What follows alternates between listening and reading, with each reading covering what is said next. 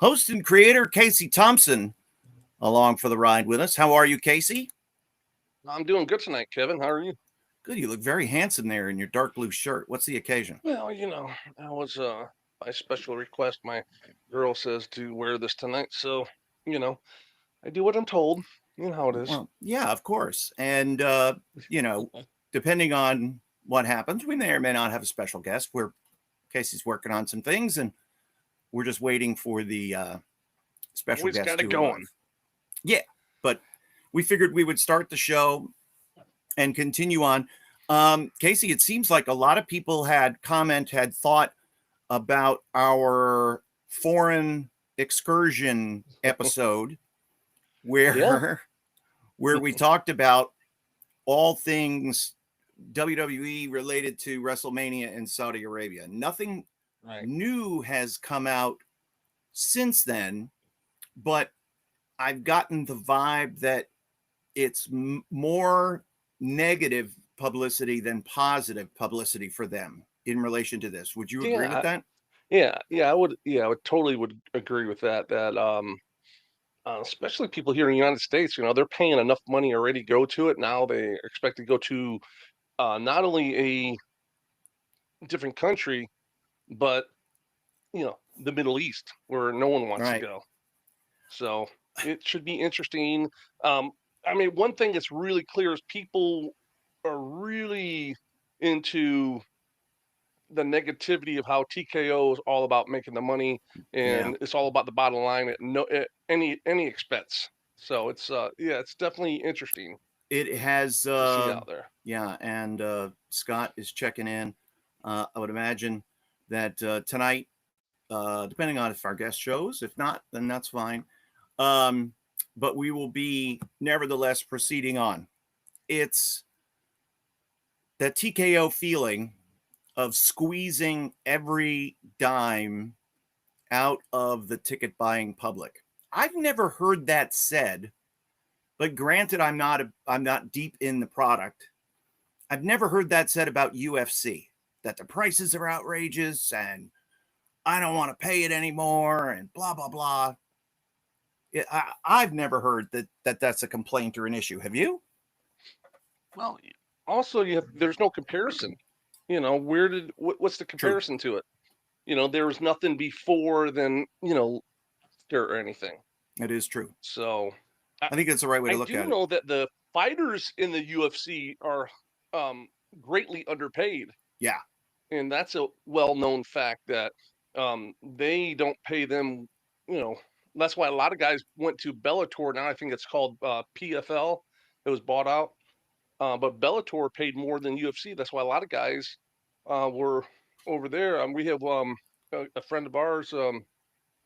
That was one of my son's wrestling coaches, who was I think, light heavyweight champion, Johnny Eblin, and so I mean he stayed over there because they were paying more. Right. So And it's I see it.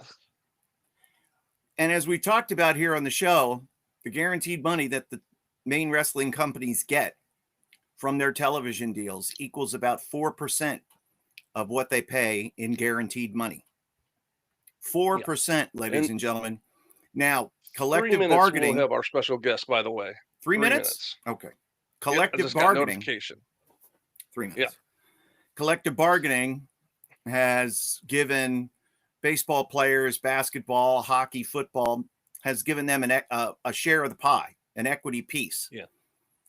Still not a lot of guaranteed money's gone way up in football. Everything's guaranteed in baseball, basketball, but they get much closer to 50% of television revenues, and wrestlers get 4%. Wow. And the WNBA is complaining because they get 36% and not the 50% that the men get. Well, one real quick question. Did you happen to see any of the Undertaker stuff? How he's kind of healing on people now? Because there's a lot of backlash on him kicking Matt off the podcast and bringing his wife in, and he pretty much said, "Tough shit. If you don't like it, don't watch." Yeah, I know. And The backstory is from anything I ever heard is she's the boss in the family. What she says, I'm wearing this blue shirt. If he was told to wear a blue shirt by Michelle McCool, he'd be wearing the blue shirt too. Yeah. But so it's very interesting, and I think that's gonna cause a lot of backlash, for him going out like that. And she even said that, which I fell off my chair, almost broke my hip laughing, where she said that she didn't get into the Hall of Fame because of her husband being the Undertaker, because she revolutionized the women's wrestling in WWE. And excuse me if I said the word wrong, but I'm still discombobulated over that Flabbergasted. statement she made. I'm flabbergasted. I can't take it. Yeah, a little Blackjack Mulligan and Dusty Rhodes coming out in me. I know. True Hall of Famers, might I add. It's I did have a conversation with our good mutual friend Dennis Knight the other day. And we need to have him on a podcast. We need to have him on an episode. Would you agree? Oh, imagine that. Yeah. Yeah, tell Piggy he already no-showed me once, so. But well, hey, right. that could have just been an oversight. Yeah, we know Dennis. I didn't take it personally at all by knowing Dennis, I'm trying to convince him to have Naked Midian do a run-in on Stephanie's Hall of Fame speech. I've planted the seeds. Oh, you remember how he had a thing for her? And I do. Asked her out. There was another guy that was in the office who asked her out. I won't mention his name, but I don't know if he ever asked her out, but he wanted to. Would you like to bend the fly in the wall to hear Dennis asking Stephanie out? I bet it was cute. He's probably, hey, and he's a smooth talker, man. He could really talk. I bet it was cute. Oh, I wish I would have been there to see that. I know. Oh, would you like to, I can't even do it justice to even try, flip his hair. Yeah. Or did he have the tattoo then with just the eyeball? Not yet. Not yet. But, we definitely have to get him. Did you talk to him on the phone or online? We were chit-chatting on the Facebook Messenger, as the kids say. Yeah, but I had to find his number. I lost all my numbers over the years. You know how things go when you lose stuff. Man, back in the day, if you would have lost your book, that would have been, you'd have been in trouble. Devastated. You worked hard to get those numbers. Yeah. You know who I got a lot of numbers from back in the day? Who? And it was back after I worked Sid a bunch of times in his, downtown Bruno. Oh, I love Bruno. So he's like, hey, Bruno, give Casey this number. And Bruno knew every phone number at the top of his head. Did he really? Just like, oh, yeah, here. Rattle it off to me. Anything I wanted. I had everyone's number back in the day. Flair, you name it, I had it. I would just say, whenever I was by someone, hey, let me see your book real quick. Yeah. Because if you were a true friend of one of the boys, let me see your book. Let me see what numbers you have that I don't have that I might need. Because people were, we still to this day, you talk to your friends like, hey, is there a number you need that, you have this person's number or this or that? They trade it back and forth. Because if you're one of the boys, you don't really care. Like if I knew someone wanted your number I knew he was one of the boys, I knew you wouldn't care. I would say, yeah, sure, I'll give it to Kevin. Otherwise, I would be like, oh, let me talk to him first and I'll get back with you. Like I do all the time when I have people send me messages, want to know if you would sign their wrestling encyclopedia and this and that and all that kind of stuff. I'd love to. I sign those all the time. Whenever I do, I just signings. Remembered right now, by the way. Oh, good. People lug those things, and again, they're big, heavy books, and they lug them to these signings. Apparently, there's a paper that comes out, and you can put back in. He was saying like a fire or something. I don't know. Like an extension. Yeah, but, an insert or something like that. I don't know, but they had a bunch. Something on Twitter.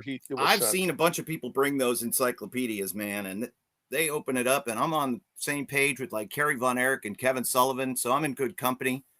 Oh wow! Oh, yeah. The K. That's right. Throw it on there.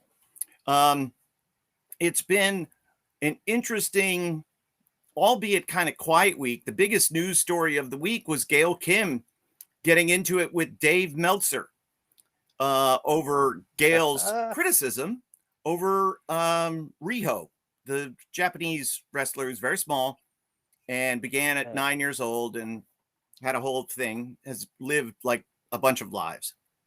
But it was so weird that like Meltzer was so dug in on Gail bullying her when all it seemed to me as the outsider just reading was that it was a simple critique of the wrestling and the character. Yeah. It wasn't anything else. But that, man, it's continued on. And Gail Kim got over. Gail Kim was already over in my book. Oh, really? Yeah. Did you ever book her? Yeah, did she ever come in, or was she before? No. She was after. I think she was still in WWE then at that time when I was doing things like that, running shows and all that. I will tell you that I've been watching a lot of wrestling related content on YouTube this week, and I've come to the realization that WWE's editing is amazing. Yes. Their stuff on TV looks incredible, but when you have someone else that's filming it on their phone or, whatever else, boy, is it, some of the stuff looked brutal. Yes. Like missing by this far. I seen Cody, someone went to give him a kick in the gut and slam his head into the ring stairs. He puts both hands down and misses by this much. Jeez. And I guess they do that now to protect themselves. I mean, back in my day, you wanted it to look real. You try to make it look real for everyone. You wanted to, but it's like, wow. Yeah. It made me just say, you know what? They are incredible editors for that TV show. So 2 things. Number one, Scott brings up a point that I didn't know if it was just me, but he sees it as well. Casey, you are blurry and your video is lagging. It's weird. I do not know why. But when I edit it, it comes out fine because there's 2 versions that goes up on YouTube, a live one, and then one goes up that is just live, edited, which all I do edit, I put the captions and stuff like that on. You mean our huge staff, our big staff of editors and producers, and they take this feed. I could change my Wi-Fi, but I'll probably get bumped off. No, just stay. It's fine. As long as the final product is fixed. What it's funny is it looks really good right now. We look fine. So, but it is what it is. And it is. Once we get that big sponsor and make all that big money, we'll be able to get all the big production stuff. It's Until then, it's an sorry, interesting Scott. thing. So speaking of, just close your eyes and listen to it. Just pretend. So the other big thing that I saw from, I think it was a week ago on SmackDown, and referee, it was like a 3-way match. That's cover, big right now. Yeah. Cover 1, 2, drop kick to break up the pin. Cover 1, 2. No breakup of the pin, but it was supposed to happen, and she even looks over and at the ref stopped and said 2. Yeah, that was Nia Jackson. What's the big girl from AEW? She's jacked. Oh, yes, I'm losing my mind right now. So am I. Jade Cargill. Okay, I have to resend the email. Hold on a second. Yeah, she's fantastic. But yes. Anyway, so he got it. He'll be on in a sec. Okay. Yeah, she's impressive looking. But people are like saying that it's Nia Jax's fault because she's been stiff with people, that they bumped heads. And did you see the cut she got on her eye, her eyelash, all the way to the bone? Yeah. Yeah, they're saying it's her. But people hit heads when they do moves. It happens. And but then I guess that messed up. How did the referee? There's a couple things. I didn't. Tiffany Stratton was the other woman. Thank you, Darren. Yes. You know, in the end, the referee is supposed to count the three. If you don't get your shoulders up, it's the wrestler's responsibility always. Yes. And that's, if you don't kick out, Right. if I'm the referee and if you are the wrestler, Casey, and you don't kick out, that's not my problem. That's your problem. Yep. Kills. Absolutely correct. Everybody knows that wrestling is a show. Everybody knows that wrestling is pretend. But anyway, it's time for our special guest. And Casey, it's wonderful to have our good friend Rob Van Dam join us here live Sunday night on the In Ring Wrestling Podcast. Hello, Rob. How are you?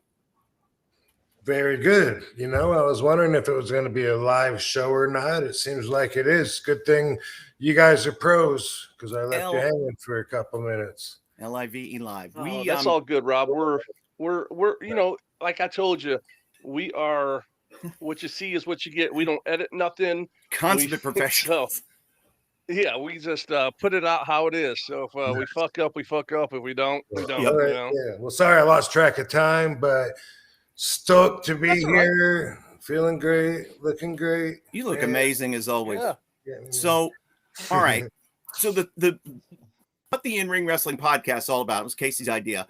Get the point of view from somebody who was already in the ring, and you know, highlighting the great work of the enhancement guys over the years. And we've had Bob Cook on, and we've told a lot of stories from the enhancement guy point of view.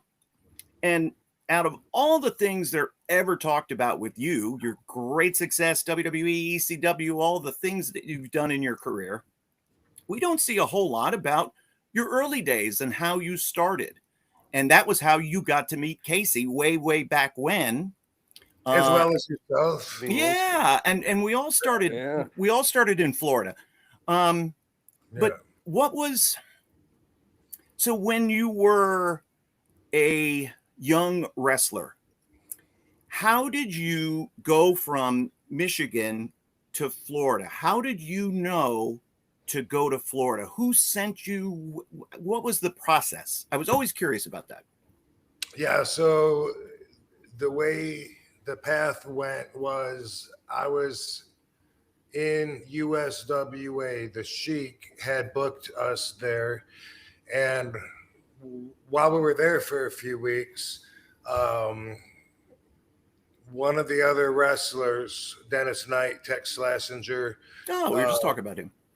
Yeah. We were just talking about him. So he was there during the time that I was as well, way back then in 91. And his stepdad came to Nashville and then maybe hung out a couple of days, but he was at the show. He worked a match with Bill Ron Slinker. Ron Slinker was the stepdad, and anyway, Bill Dundee. He worked a match with Bill Dundee. Oh. He saw my match and he kind of like fell in love with me, and he was telling me I'm going to be a world champion. He was the first person to tell me that. And he was saying, kid, there's, I'm going to be running Florida. I got the Sportatorium, we're looking to open real soon. And so I left USWA when my time was up. We ran its course. And then I was itching to get back on the road.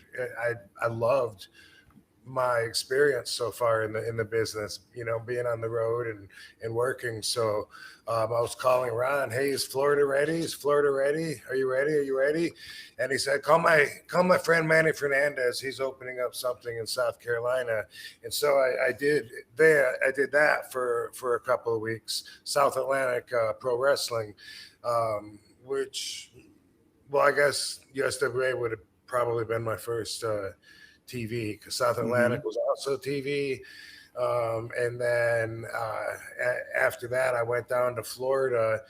I jumped the gun. I was just so enthusiastic that I went there to Tampa and said, what can I do to help you open up? And I was helping paint the sportatorium. I remember painting the bleachers, hanging the sign from the roof. Wow. I was like, let's go, you know. and then stayed there till it ran its course. Yeah, it was. And that's where I met you, was because Ron Slinker, when we did open, which was November of 91, we didn't have TV, but Eddie Mansfield, close by in Orlando, Universal Studios had TV, and that was way back when I first met you, Kevin. That's right. Both of you, I guess. Yeah, in the early days of 1992. Now, were you so your in your mind, what was your game plan? You were going to get matches and experience under your belt, and somebody was going to see you and bring you. Were you looking, WWE, WCW? Did you have or WWF at the time? Did you have a preference of which direction you wanted to go? Would it have mattered? Yeah, so it was so early in my career, and I was very fortunate to have the tutelage of the original Sheik and his nephew Sabu. And if anything came from Sabu, it still felt like it came from Sheik, because Sabu really understood Sheik's philosophy, his perspective on things. He could speak for him, So he had his, what do you call it? His proxy. Yeah, his proxy, so to speak. Yeah. But because of that, I was told for the first couple of years of wrestling, just get as much ring time as possible. It doesn't matter what they call you, what they do with you. And so at that time, I was still within that time frame, 91, 92, just trying to get booked. And so within those first couple of years, and they said it doesn't matter, if you go up or down, just much time as you can. That's what you need. So, and meet as many promoters and network as much as you can while you're getting booked as much as you can. And so that's what I was trying to do. And during that time, which would have started in 90, I was International Patriot. I was a Flying Kangaroo. I was, Robbie Zat, different forms of my shoot last name. Sometimes Rod Z, sometimes it'd be a typo from the promoter, and I didn't even bother fixing it. I wasn't looking to be a star and get recognized on those early, really green nights, because I was trained that way to just get as much experience as I could. So that's all Rob Van Dam was, by the way.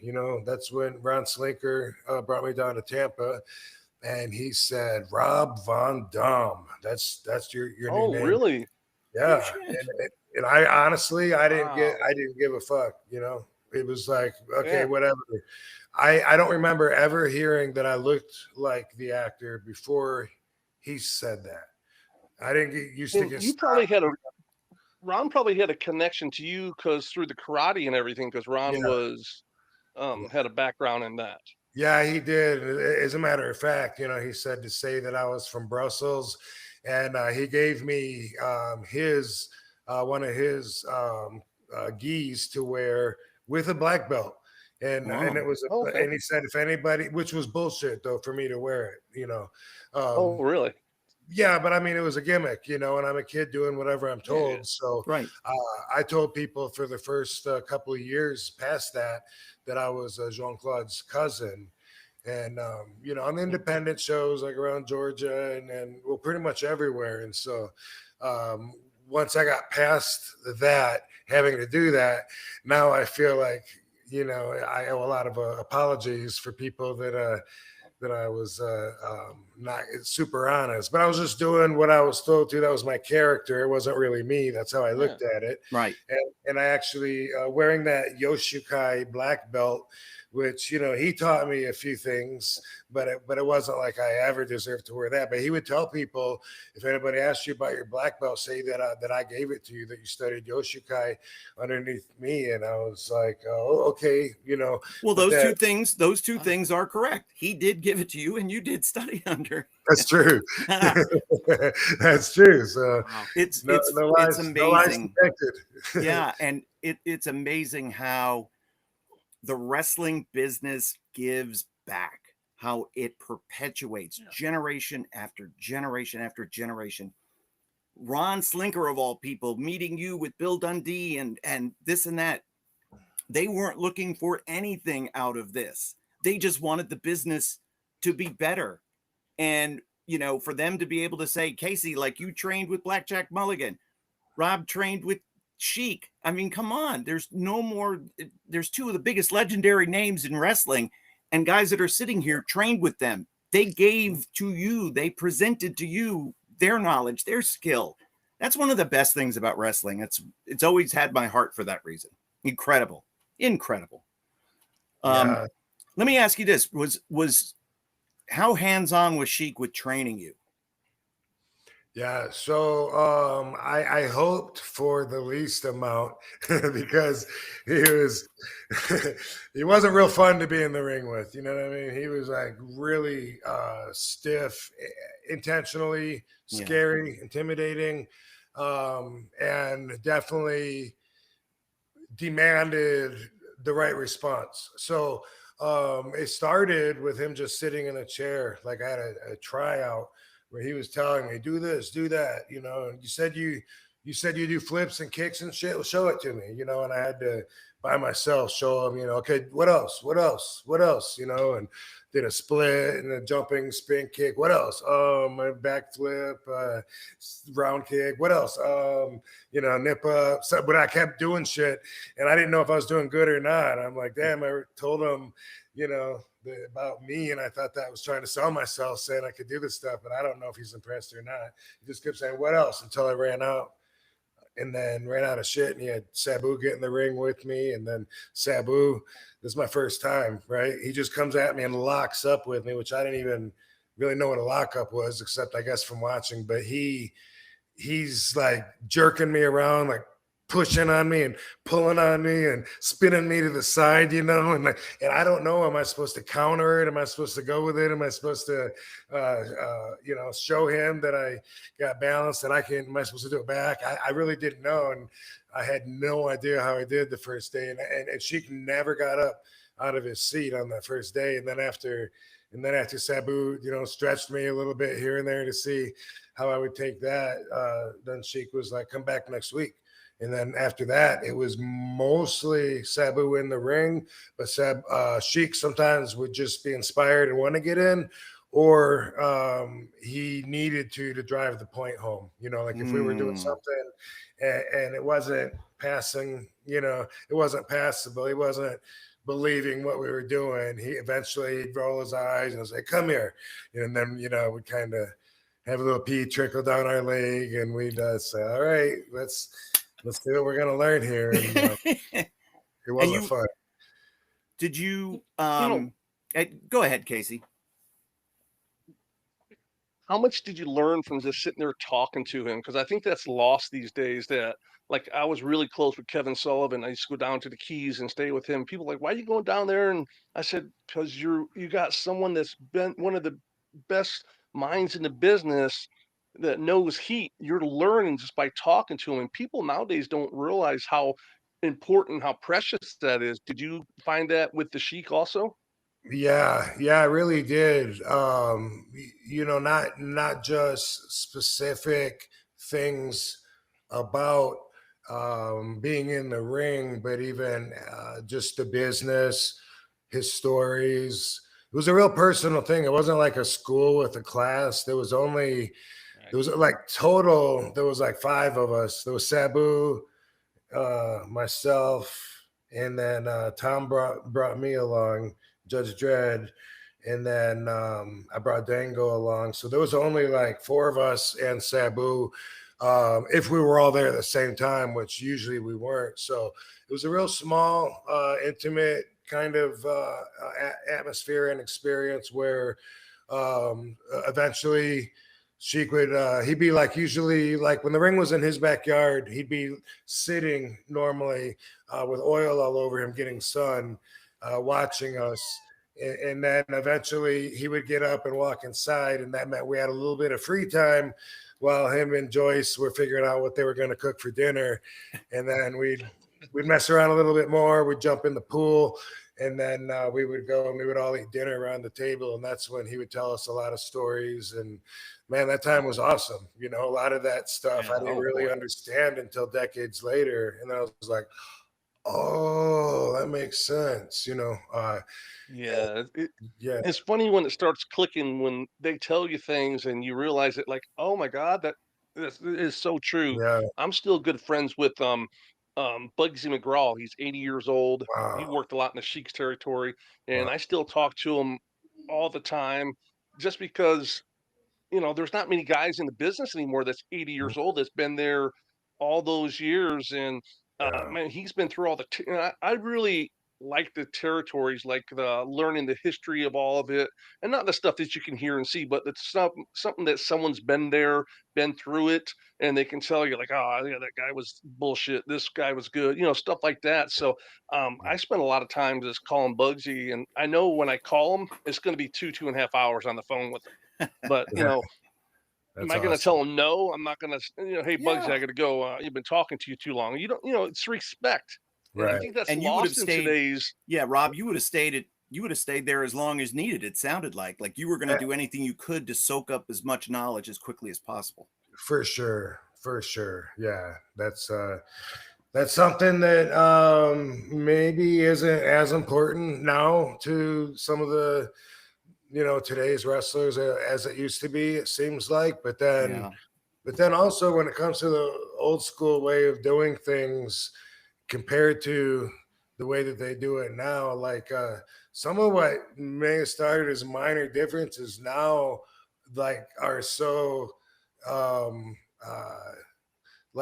agenda targeted differences of what you're doing when you're out there and how you handle and react. And it's just it's becoming so much less of what we got into, which was like a closed door society, good old boys sport.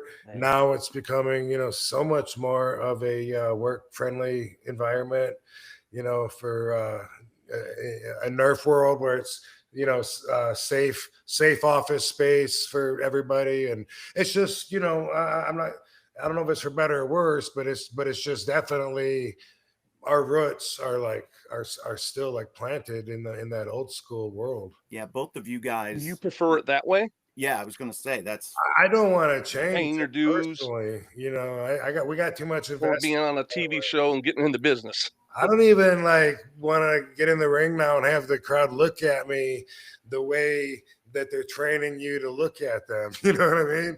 It's weird how different it is. It's like, and now Sabu died, and then Hulk Hogan died, and it's like, man, it's like such a different wrestling world than it was just when I had my last match earlier in the year, even, you know. And so I look at a lot of that, and I'm like, I don't even know. You know, we never know what's ahead. Right. But man, you are the new Sheik. I'm old school.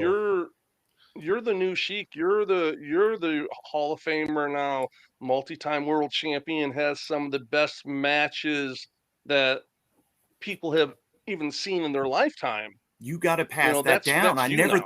Casey, that's a great point. I never thought about that, Rob. That's like, you're the keeper of the knowledge. Well, I mean, obviously I feel that because I feel very proud to be carrying on the if not the genetic, you know, the idealistic bloodline of the Sheik. You know, now that Sabu's gone, it's like,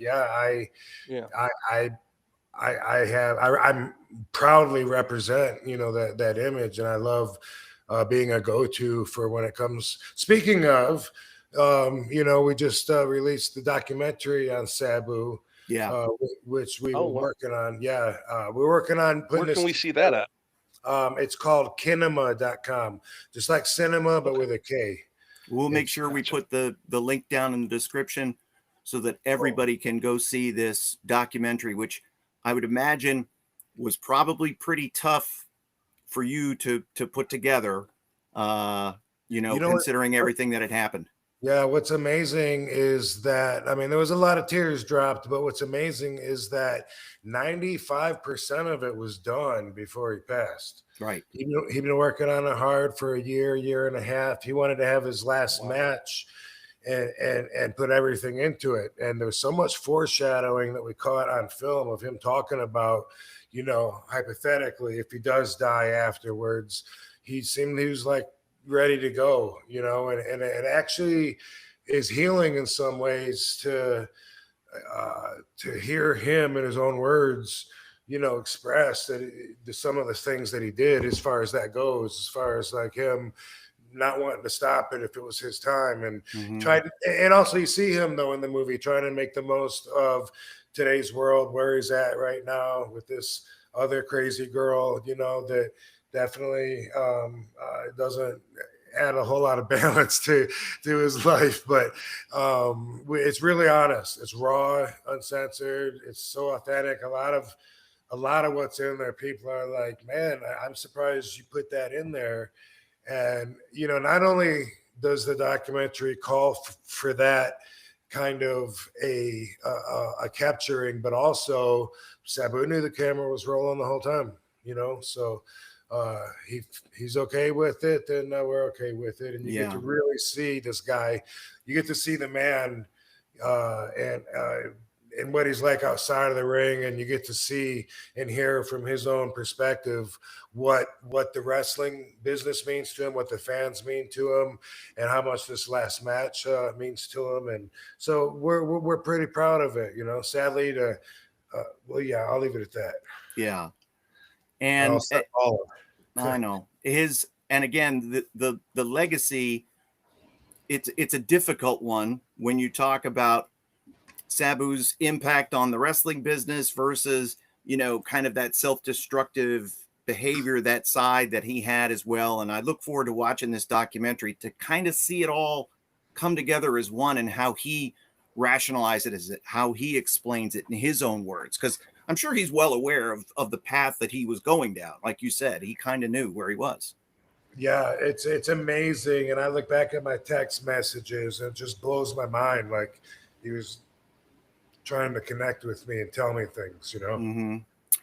Well, we're really looking forward to seeing that. And on to okay, I've got to ask you this, because even though we've been delving into your past, and I want to learn more about the Robbie V and WCW type of thing, I do have to ask you, because we were talking about it last week. WWE selling WrestleMania to Saudi Arabia for the year after next. If asked, because Rob Van Dam is one of the biggest stars in the world still, if asked, would you appear on a WrestleMania in Saudi Arabia? Yeah, if the money was right. Money. Absolutely. Just comes down to, okay, yeah. And there's nothing wrong with that. But I mean, it's not a trip that I necessarily want to make. It seems to come up every year, you know, or two, you know. Abu Dhabi's come up recently, and I actually did go to, I think it was Qatar, but you know, I don't really like traveling anyway. So when I look at something like that, just like always, I'm like, oh my God, that sounds like such a far place. And then, dude, now wasn't it Abu Dhabi where they got the girl for having some kind of drugs, and now she might like do life or something? Did you know the story that I'm talking about? Because I know I got the facts. I know that there's I've heard a couple of things.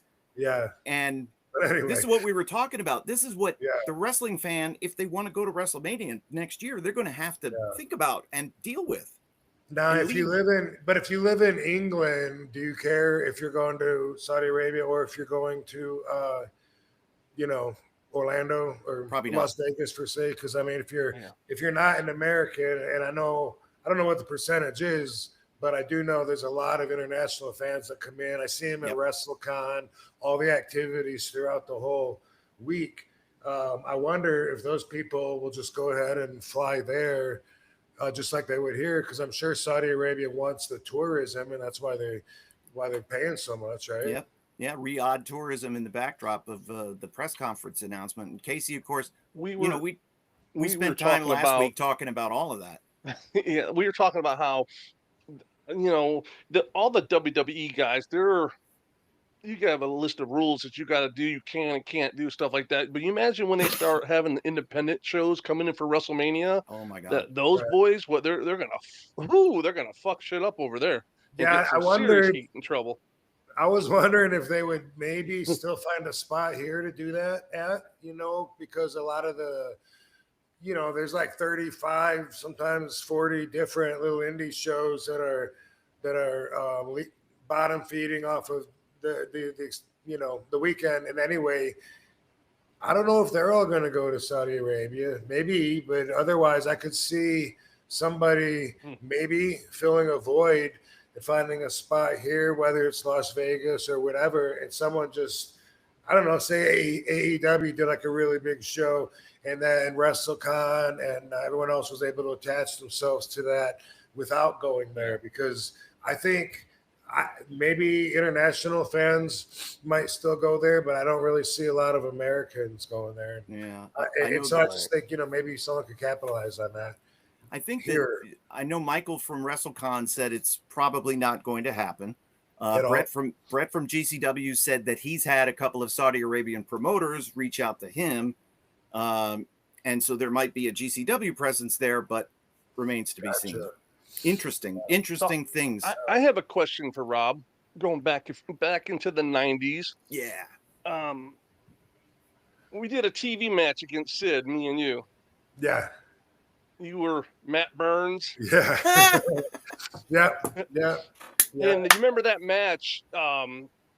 Sid was like the man up there at that time. He was, he came up to us afterwards and said, hey, I vividly, I remember like it happened yesterday. He came up to both of us and said, hey, listen, it's not much money, but this is a little something, get you down the road, buy you some beers, get you dinner, give us $20 each, which it's not a lot of money, but it was he gave me 40. The point that he did. Wait, what? Is like the respect he said. He said, I was here now because of you guys, I'm up here. Yeah. And then after that, he, got the world title and everything. Do you ever think about that stuff, from where you started to where you ended up, to winning all the titles, the Hall of Fame, being one of the top workers ever in the business? Hell of a ride. Well, I mean, I don't know about all that. It's all subjective. I mean, I don't know. I mean, I lived it. I don't tend to look at it from an outside perspective like that. So it's cool to be reminded of it. But that was such a cool story to have of Sid.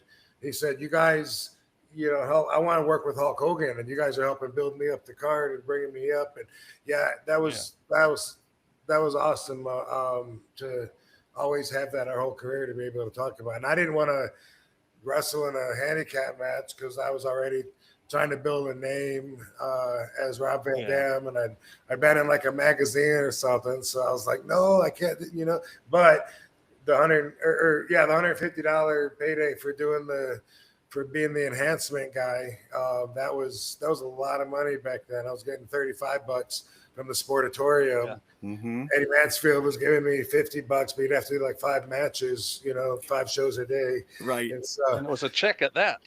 Yeah. So Pat Tanaka, I think, hooked us up with, I don't know if he hooked you up. Who hooked you up? Because you were in Fort Pierce, right? So wherever. But anyway, I mean, it's cool. It wasn't the same world the whole time, so it's not as easy to, it's not like a game board, where you have it in front of you and you go through the whole thing, but the game board doesn't change. Like, I feel like if I hadn't changed the entire playing field by helping bring any ECW back, where I was arguably the best foot to put forward during that time, if all of that hadn't happened and we were bringing it back as a third brand and stuff, then maybe, some of those accomplishments, I'm thankful they fell into place when they did, and I really enjoyed it. And the thing about winning at the ECW is because that was my style, and so like the build up for that match was kind of my whole career the way I see it.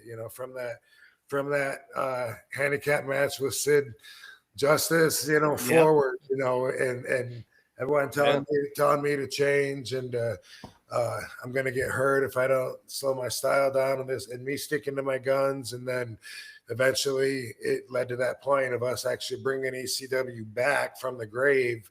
So it was really, really rewarding, as far as not just because I was the WWE champion beating John Cena, but that crowd and me being able to really know, I don't want to say master, but really get to know that crowd and know how much they had my back and preferring it. Most of us guys that were ECW had the most fun of our career with ECW. So sure, yeah. So that's always going to be there. So yeah, without that, I probably never would have made it to the top, to the very top rung of that ladder. I don't know. Well, I love the journey and the leap because it seemed like it was the flick of a switch. You were doing TV with us in Orlando, and the next thing I knew, there's Rob on ECW TV as, Mr. Monday Night and the anti-ECW feel and all of these things. He was bigger than ECW. He was better than everybody else, braggadocious, and man, oh man, what a set of balls you had. That just had to be, there was this confidence about you. How much of that was you? How much of that was Paul? How did that all come together? Well, I had a lot of fun with it. So, the best stuff is always organic. It's always stuff you can tap into that is real, to some extent, at least. You ever notice like how much ego is involved in not just wrestling? I mean, it's MMA too, but out of the promos you watch, how many of them the takeaway is I'm the best and no one's going to beat me? Like 100% of them, right? 100% of them. Yeah. So that's, somebody mentioned that to me one time along the way years ago. And they said, as a martial artist and having a passive perspective and, being all zenful, how do you do with being a wrestler and pushing that ego and being the guy that's going to step up to the challenge and fight every time? And I was like, at that time, I remember like, wow, like I never really thought about it that way, because it's more like I'm playing a part, even though I'm believing some of the hype myself and producing some of the reality by myself, at the same time. But the more I thought about that, and the more it stuck out to where now it's like it's hard for me to see why fans don't get tired of everybody saying, let me tell you something, ain't nobody gonna knock me off my pedestal. I'm the man right now, tomorrow, forever. Every single woman, every man. And it's like that's what you get taught, and you're taught to believe yourself, but then you got to pull it back behind the door, or else you break locker room etiquette if you and that stuff isn't even taught. You got to learn all that stuff. But you know what? I call myself the whole effing show, so that's pretty braggadocious, Yeah. But when I got to ECW, Sabu right away told me, and always told me, that he and I were better than everybody else there. And I was at a point in my career where whatever he said, boom, word is bond, bro. So anything he said, I was like his soldier. And so we had our first match that we had together at the ECW arena. After our match, I came through the gorilla first back to the dressing room, and all the boys were standing clapping. And it was really weird to me. I'd never seen that before, had no idea what it was about. Like I didn't connect to it at all. I like walked through everybody awkwardly, and I waited in the back for Sabu to come, and then I told him what happened. I said, I don't know what they were doing. Everyone was clapping. And he goes, oh, yeah. He goes, that's because they thought our match was incredible. He goes, to me and you, he goes, we have that we work like that all the time, but they've never seen it. So and I go, are you serious? And because Sabu was very anti being a fan and a wrestler at the same time. You know what I mean?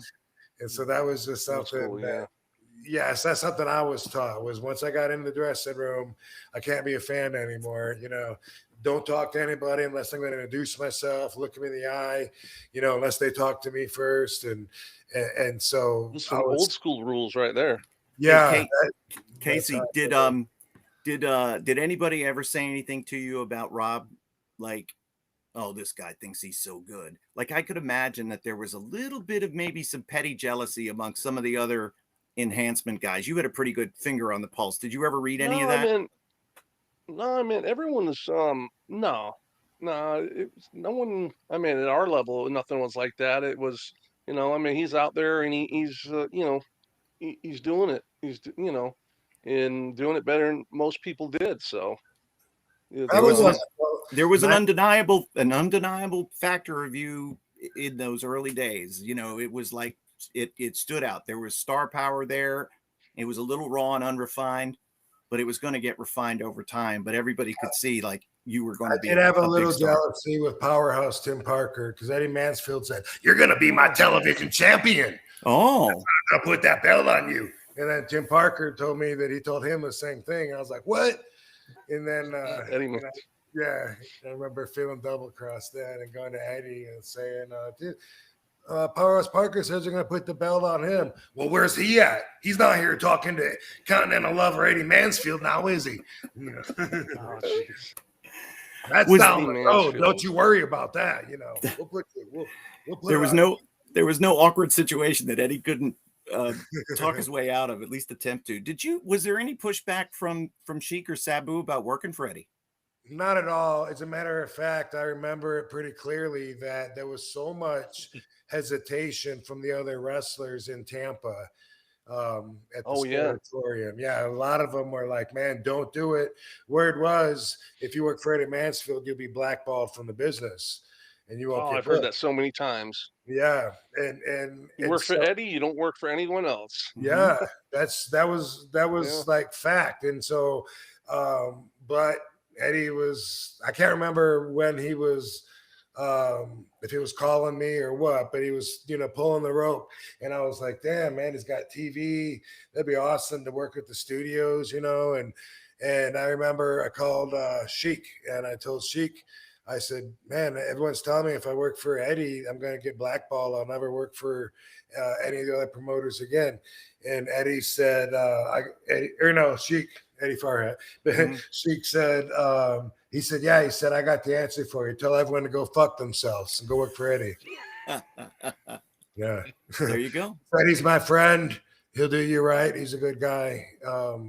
He's definitely fine to work for. So yeah, Mansfield worked hard for the Sheik, no doubt.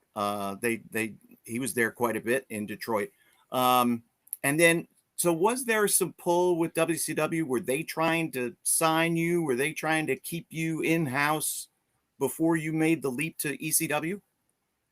No, actually, it was quite a bit of time apart there. So shortly after we left off earlier, I'd been down to Florida, staying with Ron Slinker, then ended up moving in with this girl. And during that time, first Tex Slazenger went up to WCW because Ron Slinker was a good friend of Bill Watts. They were buddies, and so he got him that job. And then he said, "Kid, you know, you're next." And I said, "All right," you know, and I waited. A couple months later, he said, "It's, you know, I got you." He said, "You know, we're ready to bring you up." And I had what was an underdog challenge match, which was supposed to be a tryout. But I was told, you know, that I pretty much had a job. And that was December of '92.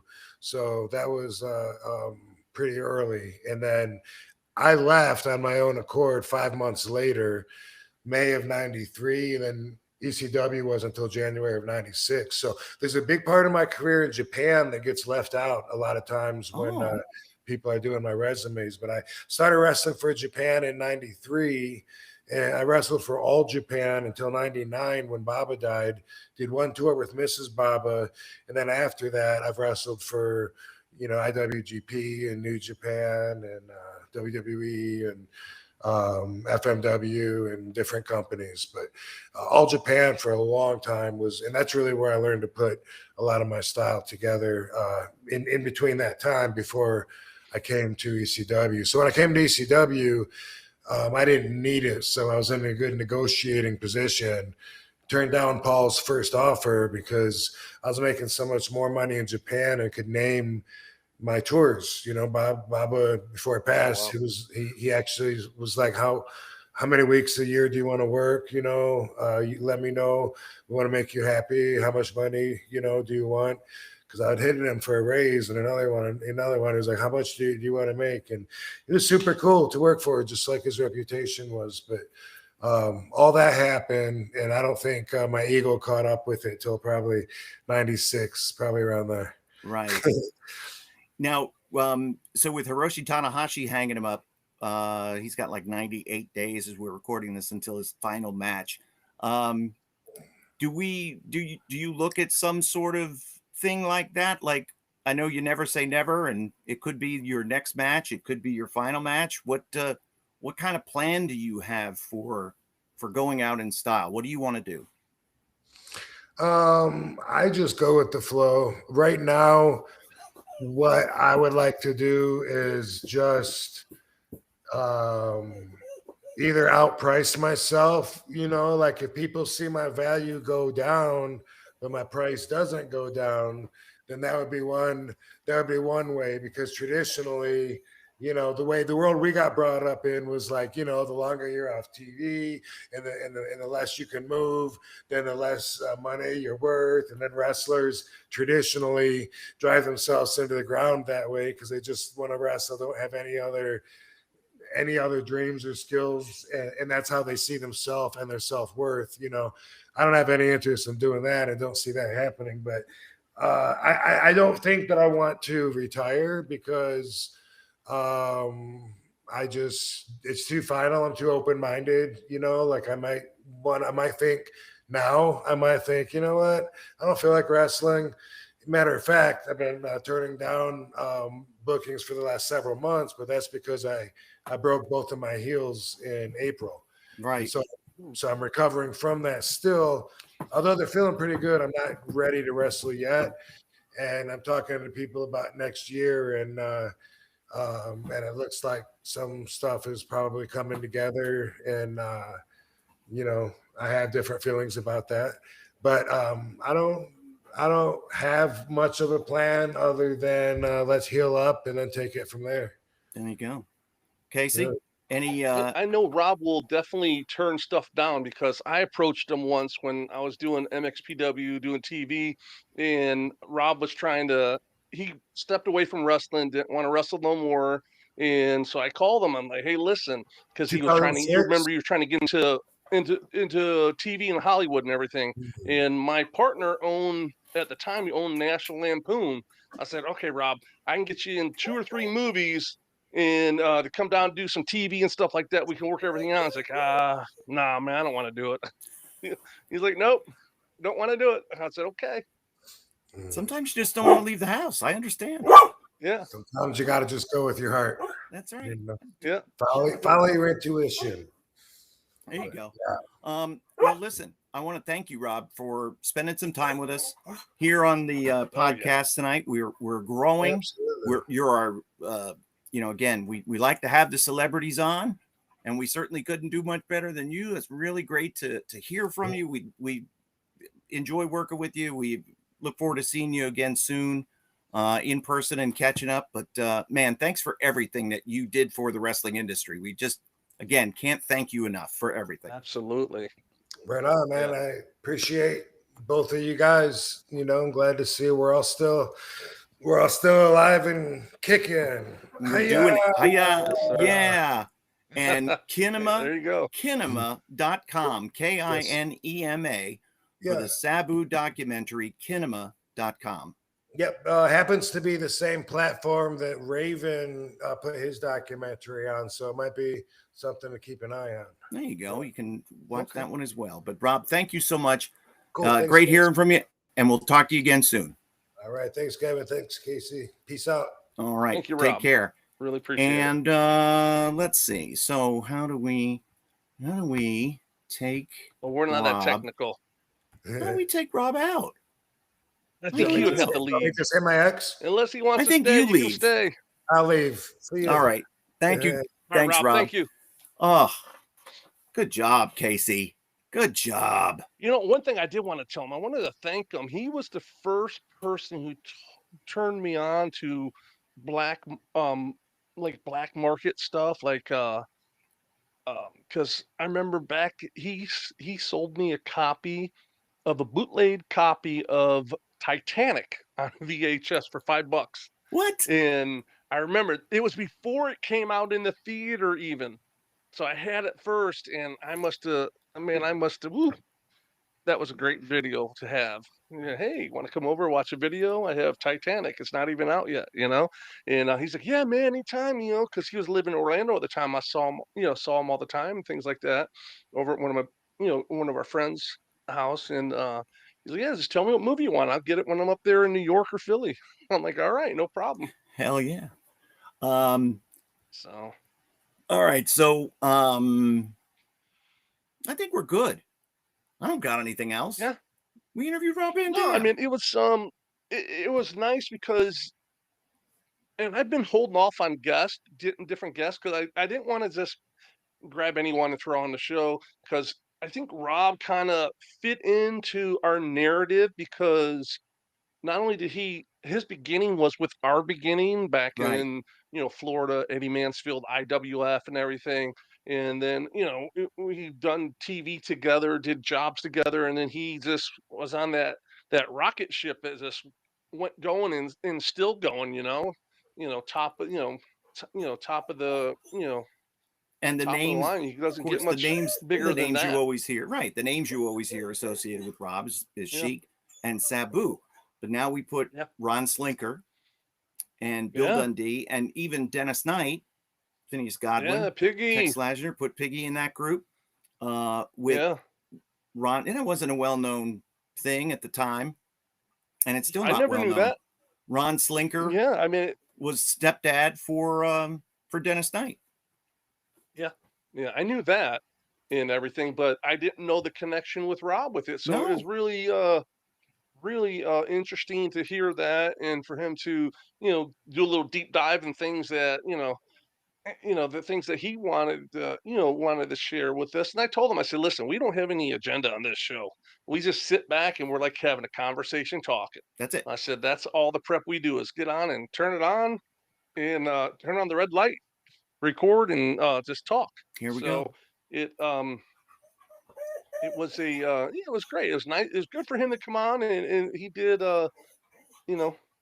graced us with his time for quite a bit. Why are you making noise at me? I don't care. Oh, my dog, my Which girl dog Reese. Is it? This is Reese. This is the big one too. This is the chocolate lab. Okay. And she's wanting something. You've already been out like 6 times. All right. I gotta go. I gotta take care of my doggy. Walk the dog. Gotta walk her.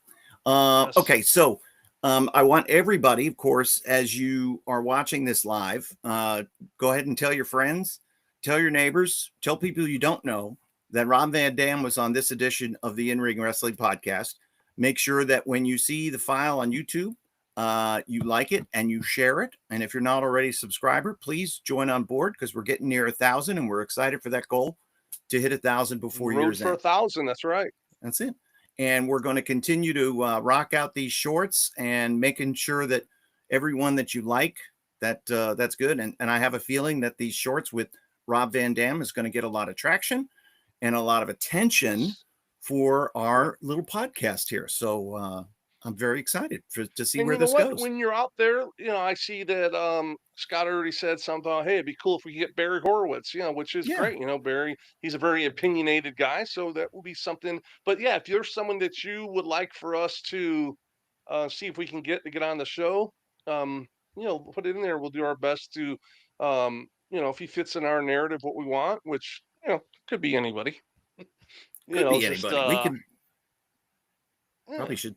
What if we tried to get Eddie? What do you think about that? Is that where we want to go or no? No. Eddie Guerrero? No. Eddie Mansfield. Ooh, boy. Now, I'm gonna be clairvoyant here, okay?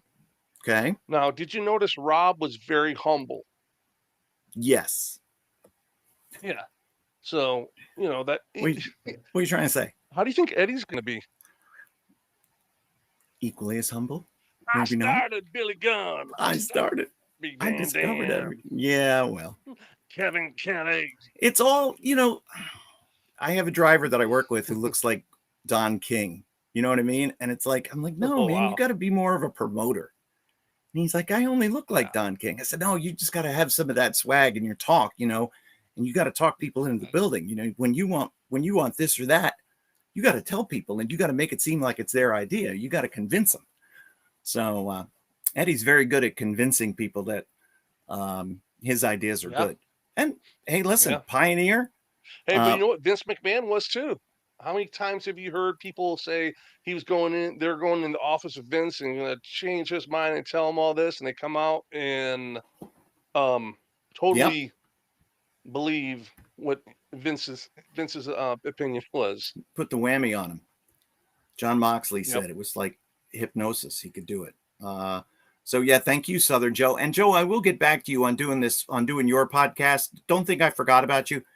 It's my schedule, and my time that I'm available doesn't work with your time, and I might be changing work schedules. And if I do, then it would be more friendly. So we're taking it step by step here. We got to get the times right. But no doubt about that. Hell of a job, Casey. Hell of a get. My God. Hell of a get. Executive producer, creator, star, host, booking agent. Yeah, well, yeah, you know. Everything.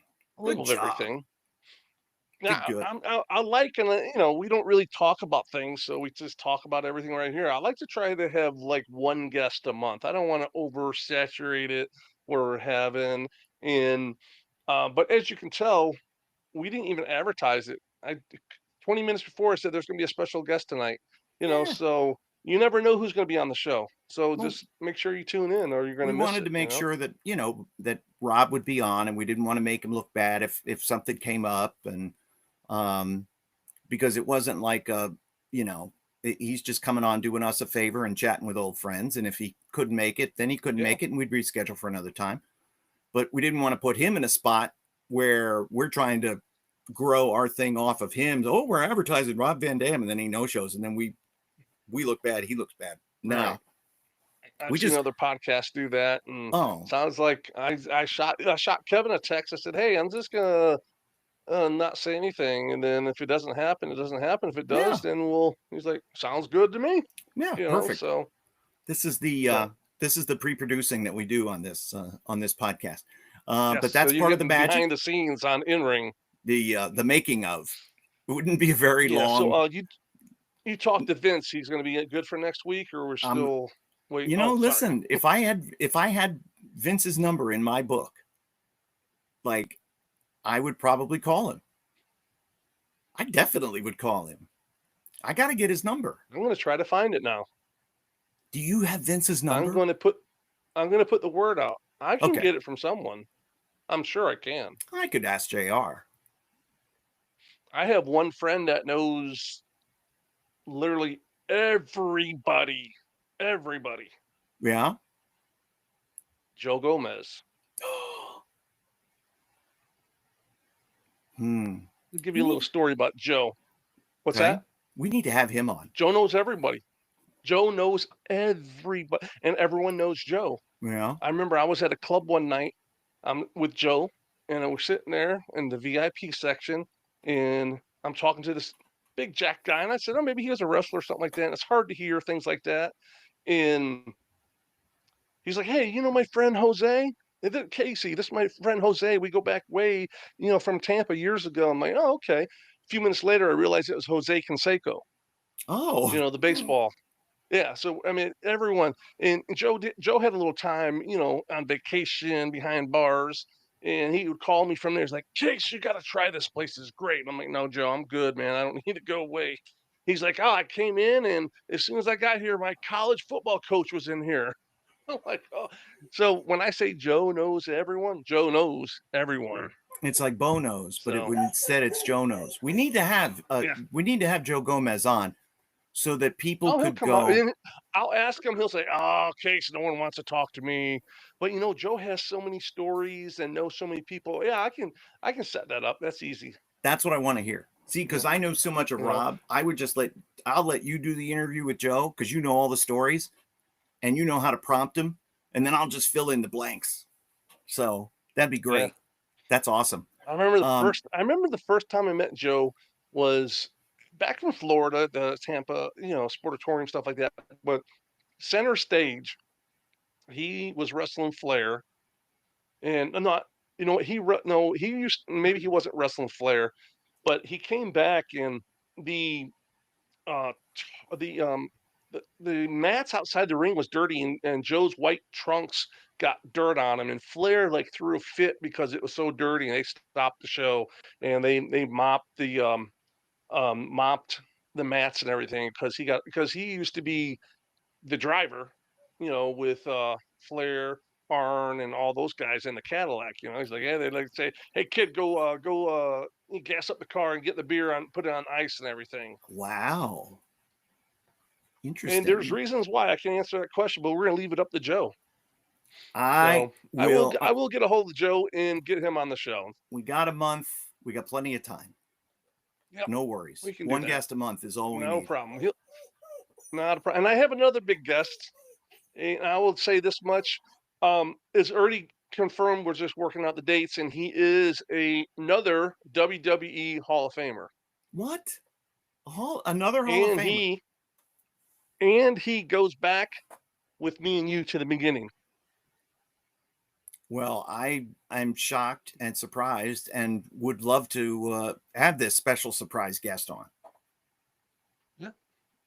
So I hope he would be in a good mood. His schedule. Hope he would be in a good mood. Well, I hear you there. So you know who it is already then. I know. So. All right. I'm going to take care of my doggy and I'm going to watch some football and go to bed and do it all over again tomorrow. But man, thank you, Casey. This is awesome. Yeah, it was great. Yeah, it was great night to sit there and talk to Rob and everything. And a little special treat for all of our great listeners out there. All right. So that's going to do it for this special edition of the In-Ring Wrestling Podcast. Make sure you like, share, and subscribe. And on any platform that you see us on, make sure you're doing all you can to spread the word because we're growing this thing organically, bit by bit, every single week. So that's going to do it. I'm Kevin Kelly. Thank you for joining us. For Casey Thompson, we'll see you next time on the In-Ring Wrestling Podcast.